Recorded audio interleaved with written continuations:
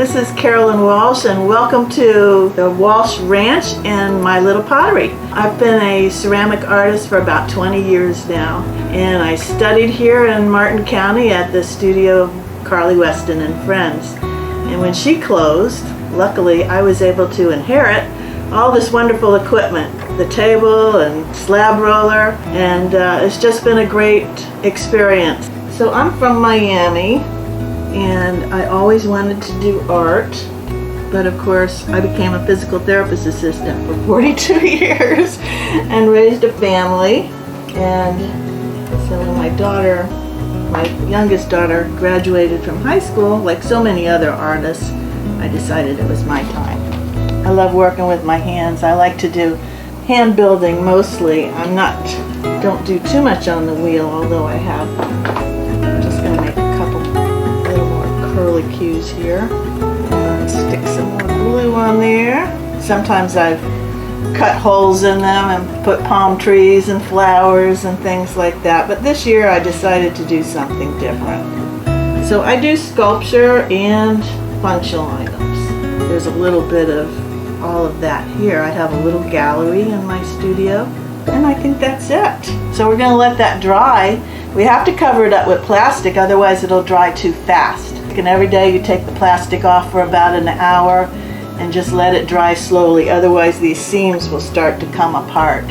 Actually, the orchids like the terracotta because when they grow their little roots, they can grip onto that. If it's a glazed piece, they don't have that opportunity. So this is my electric kiln. It's a Scott kiln. It's halfway filled, and you can kind of see how it's been filled. I've got some cat wall hangings in here and some orchid pots. I have a little horse, and you build from the bottom up with these posts that hold each shelf up.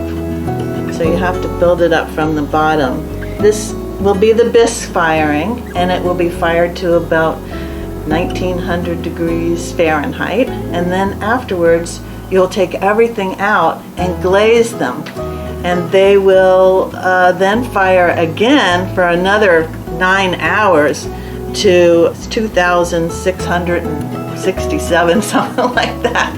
It's always just a little bit different, and you hope that your glazes don't run. You hope that your glazes don't bubble and do crazy things, but I've been doing it long enough that I usually don't have too many failures, so that's always a blessing. This is my little gallery in my studio, so I have a lot of the work that I've done this year on these two shelves, and I've been concentrating on lidded jars. So I make these little jars with the lids out of pinch pots.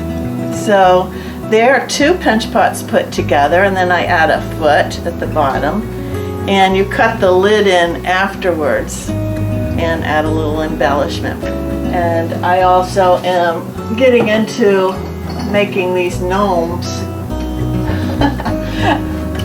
So a little bit of sculpture, and my little gnomes here are, I hope, full of personality. And this one is terracotta with a glazed top. So it has underglazed decoration on it and then clear over it.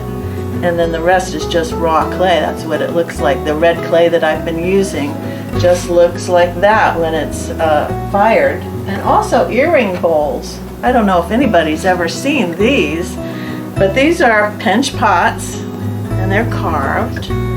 And you put your earrings hanging. It'll hold like 30 pairs of earrings.